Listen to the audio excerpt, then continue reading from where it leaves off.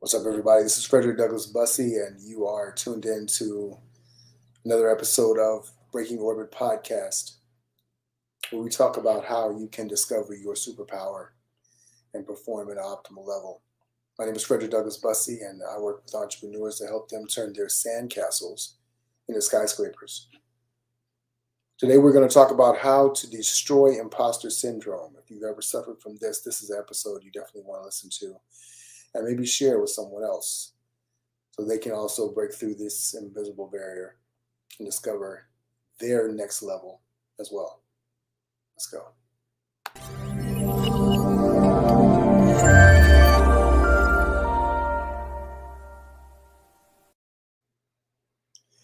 In a 2008 article in the Harvard Business Review, imposter syndrome was defined as a collection of feelings of inadequacy that persist despite evident success. It says imposters suffer from chronic self-doubt and a sense of intellectual fraudulence that override any feelings of success or external proof of their competence. What does that mean in a short-term definition? It simply means that you don't feel that you're qualified or capable of doing the things that you have already demonstrated you're capable of doing. But I want to go a little bit deeper in terms of what imposter syndrome means and how it shows up for people. Very often people find themselves who are successful, right? Leaders, executives, CEOs, we all have this internal noise in our head that says that we are struggling to be able to do something, right? Maybe you're working on a new project, you are up for a new position, or you're walking in as the leader of a new organization. Maybe you are thinking about starting a new business, or you are in a business and you've been successful, but now you want to go to the next level. Say you've hit 7 figures, but you're thinking about going to 8. What does that require? What does the transformation require from you? What do you have to do to be the person that can achieve this thing? And the belief is, for many of us, for most of us at one point or another, that you are simply not capable or qualified to do that thing. You are an imposter. You are pretending to be something that you are not. And so in my book, Breaking Orbit, the entire premise of the book is the discovery of our gift, our ability, our unique capacity to impact the world in a singular and powerful way. What most of us, because we do not understand that, we exist in this space where we are always working on our resume, always seeming to have to qualify ourselves, have to convince others, have to sell ourselves to prove that we are worthy of admiration, of being hired, of taking this leadership position, of speaking up and speaking out, of showing up powerfully, whatever that looks like for you, whether it's in your business, whether it's in your relationship, whether it's just as a human being, right? And so imposter syndrome is something that plagues so many of us in so many ways. Studies show that our brains generate between 40,000 and 70,000 conversations every single day, which means that there's a constant chatter that is happening. And many, if not most of those thoughts can be termed as negative, right? In other words, you're not capable, you're stupid, this is dumb, it'll never work. What made you try that? You're a failure. Variations of this theme and this narrative run through most people's heads at one time or another. This is on top of the fact that on your cell phone, right? On your cell phone or some other device, you are getting notifications, you are watching on social media. There are countless people that are telling you or showing you examples of ways that you can compare or don't compare to others. So you're seeing people that are showing their highlight reels. They're traveling all over the world. They're speaking at certain events. And I can claim to be guilty of this as well, right? That I'm sitting here looking at other people and I'm having to acknowledge that they're getting to speak at these conferences and go do these different things that maybe I thought I wanted to do. right? They're getting wins, and you have to compare yourself and say, well, where are my wins? Where are my victories? Even if you're getting them consistently, maybe they don't appear to be as big or as shiny or as important as those of other people that are you're seeing on your timeline and you're scrolling through your feed. And all these things come from different places. What I see with so many of my clients is that dealing with the chatter can be the number one thing. How do you deal with the conversations that are going on inside your head? How do you tell yourself that you are capable when you don't feel that way? So over the past few episodes, we've been talking about what it means to discover your gift, what a gift really means. And one of the powerful things that you get to understand about a gift is that in the book I call them laws, the 3 laws of giftedness. They're absolutes, they exist. And when you learn to accept these things, when you learn to see these laws as prevalent in your life, you understand that you cannot be an imposter, right? And so one of the things that we talk about in the book is that your gift is synonymous with your identity. So many of us have come to identify ourselves by our occupation, by our title or position, by our relationship status, by our race or gender, by our ethnicity. And we use these identifiers as ways to say that this is who I am, when in reality, if you look at your core identity, it is your gift, it is internal, it's who you are, it's how you show up, it's your unique capacity, your superpower. When you have these things as your identity, you realize that the wrapping doesn't matter. I like to align it to Clark Kent and Superman, right? Both were the same person, but one was in disguise and the other was recognized and fully free to be able to share his gift. Every superhero has a disguise. And so most of us walk around not in the disguise, but in our cover identity, because that's who we really believe we are. Most of us believe we are Clark Kents and not Superman. And because of that, we exist in this place where we're never really able to lean into our superpowers. And that is where the imposter syndrome comes from. People think that you're the imposter when you put on the cape. In reality, the cape is who you really are internally. You always have the power to fly. You always have the power to leap tall buildings in a single bound. You have the power to create these things. It is the conversation and the negative conversations in your head that make it so. And if that's the case, how do we overcome this imposter syndrome? What can we do to break that down? The first thing is that we have to identify who we really are. We have to shift our understanding of our identity. And so you are not the things that you do, you are who you are, right?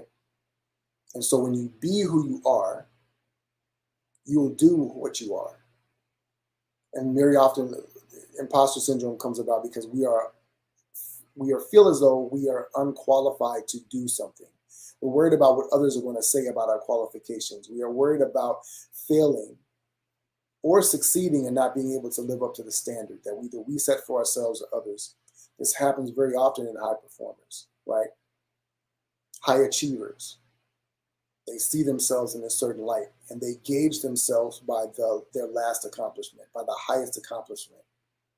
And it's never enough, because if you need to achieve something to be validated as a person, then when you are not achieving something, or if you are in jeopardy of failing, you are also in jeopardy of losing the thing that you believe that you need the most. And so what we get to do is that we get to reframe that whole conversation. We get to see ourselves differently in terms of our identity and who we really are and how we show up as leaders in organizations. Because if we believe that we are only as good as the best things that we have ever done, then when we do not accomplish certain things, or when we inevitably bump up against failure and challenges, we will find ourselves struggling to lean into that thing. So I want to talk about the 3 laws of giftedness and why it applies, right? So the first law of giftedness is that every person is created with a special, unique, and powerful gift. This is a very powerful thing because this forms the basis for discovery about who you are. every person has a gift. Everyone is capable of doing something amazing and incredible. This is how you created and designed. And because the world tends to play whack-a-mole with us as students and as children, and trying to make us all the same so that we can all turn out to be legitimate members of society. And there's nothing wrong with being a contributing member of society. But at the same time, you have to remember that we do not all contribute in the same way. And the sameness is what drives us into the belief that the ones who succeed at the most, at the heights of whatever industry or whatever craft that they are leaning into, the ones who succeed at that level are looked at as special. There's something unique about them, something different about them. And by comparison, we see ourselves as not being that thing. So we don't feel that we are special or unique or powerful. And we're always comparing ourselves to that. We are, in essence, seeing ourselves as a deficit, as at a deficit, not having what others have. The first law of giftedness tells us that every person has this gift. You have that gift. The second law of giftedness says that every gift was created for a special purpose. Every gift has a purpose. And you think about it, in the book I talk about how when someone gives you a gift, they give it to you for a couple of reasons. One is because they give it to you because they look at you and they want you to have something special. They want to tell you who you are in their eyes, right? So when I give my children gifts, I tell them that they are valuable, right? So just the fact that you have a gift tells you that you're valuable. But the other reason I give you for that gift is because I give it to you for a purpose that is unique to you, right? I do not give my children the same gifts, the same type of gifts, because they are unique in their own personalities, the things that they love, the things they absorb. Now, I believe that your gift was given to you from before you were born. From the moment you were born, you had this capacity to impact the world as only you can do. And if you are not in discovery of that, if you're not leaning into that, you are being robbed of your purpose. In another episode, we'll talk about the difference between purpose and gift and how people misalign those things. But today I want to talk about just these laws of giftedness because they will help you to undercut and destroy imposter syndrome, the belief that you're inadequate in some way. Well, part of that inadequacy is when we're not clear on what our purpose is. Why am I here? What am I supposed to be doing? What am I supposed to be impacting? How am I supposed to change the world, right? The second law of giftedness helps us to understand that your gift has a purpose. And that purpose is higher than you, it is broader, but it is also unique to you. In that, if you are not out in the world using your gift to fulfill your purpose, you are going to be living a life that is out of alignment, that is off course. And that you're always going to be seeking direction because you're not in the direction that you're naturally created to have. Now look around the room where you are. If you're listening to this, if you're watching this, if you look around on my screen, you can see that everything, this microphone, this chair, the frames behind me, the shelves, this camera that I'm looking into, everything in this room was created with a purpose. Everything. The manufacturer created and designed it the way that they designed it to achieve a certain outcome in the world. Why is it that we as human beings live in a physical world where things are manufactured with purpose and yet believe that we as human beings are not? That we have to go and discover one or create one.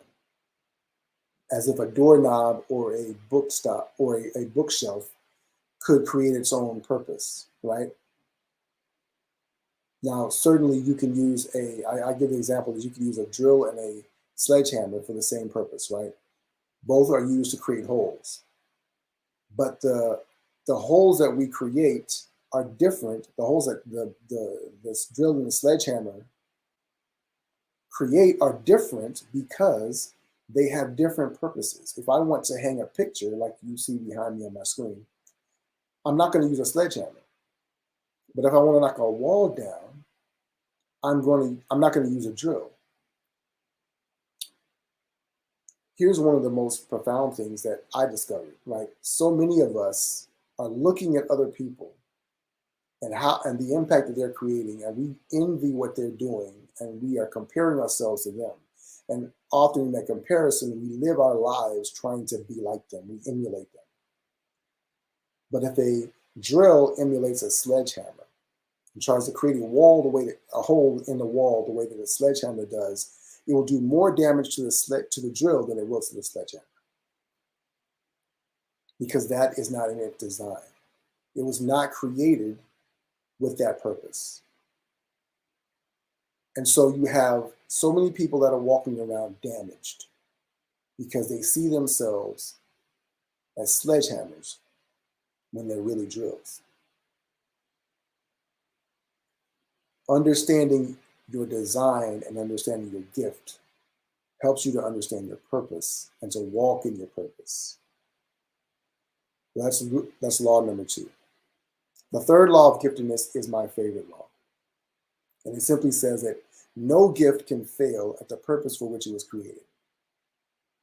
If you look around at our natural universe and you see the birds and nature, everything exists and moves and delivers on the promise that it gives. So birds always fly, the sun always shines, water, the wind always blows, water always flows, grass always grows. Everything in nature always fulfills the purpose for which it was created. It does not fail at that. And here's the thing that I want you to understand.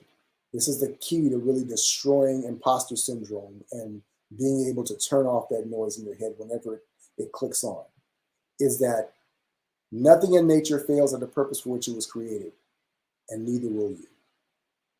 You will not fail. So many of us, when we are dealing with imposter syndrome, are afraid of failing. Look, even the fear of success is the fear of failure.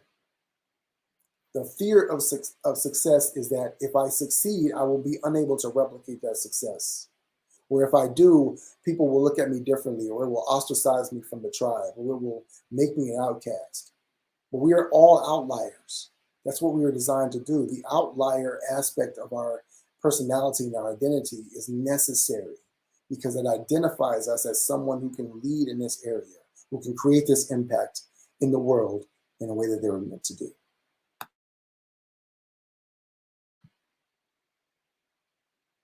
So you don't have to live in fear of failure. You don't have to live with the idea or the hope or the thought that I'm not worthy, I'm inadequate, that my resume doesn't stack up.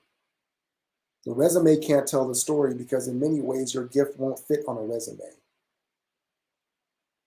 And I had to learn that for myself, to understand that the ways that I show up can always be validated by the things that I've done, because the things that I did were based on what I knew at the time. And as I learn new ways, as I come to master my gift even more, as I come to show up in the world more and more powerfully each and every day, I learned to not ignore the ways that I did that in the past and to leave behind the ways that I didn't. And that failure is not an act of trying. Failure is not a result of trying and not succeeding. Failure is simply not showing up in my gift. That's the most important thing. You can never be an imposter when this is who you are. Now, here's the thing. Whenever you achieve something that you've never done, you had to become someone that you never were before. So in essence, we are all technically unqualified for having done the thing. But the qualifications that you're searching for are usually external. The things that we think we need to have, the belief from other people, is very often not the case, because if they knew you could do it, you wouldn't need the belief. And so here's the thing, when you know what your gift is, you know how you're designed and created to show up most powerfully. You know you're unique in what you're able to do. You know that there's no one else who can be like you. No one. And that is an incredible, incredible truth to realize.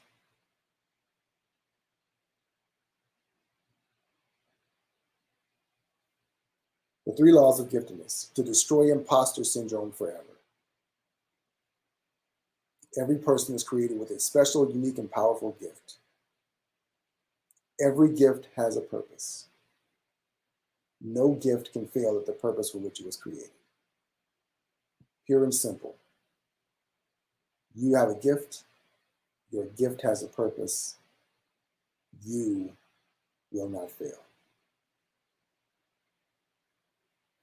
I appreciate those of you who stopped by watching live today, and hopefully this has been helpful for you. If you're struggling with imposter syndrome in any way, understand this is a conversation that only you are having with yourself and not anyone else. If you want more information about how to reach me, then feel free to shoot a message below, drop a message below. Let me know what you're discovering from this conversation, if this is helpful for you. Most importantly, take these 3 gifts, these 3 laws of giftedness, and apply them to your own life. Let me know how that works for you, because it's been powerful and transformational for me in understanding that. For those of you who would like to get the book,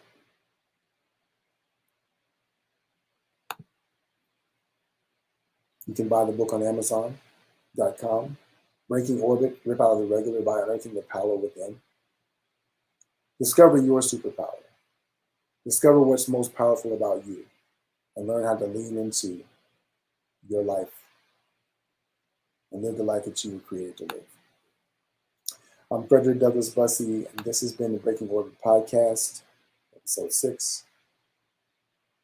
Please like and subscribe on YouTube. Drop a comment below and let us know what you're discovering. I'm excited for your life. Ever forward.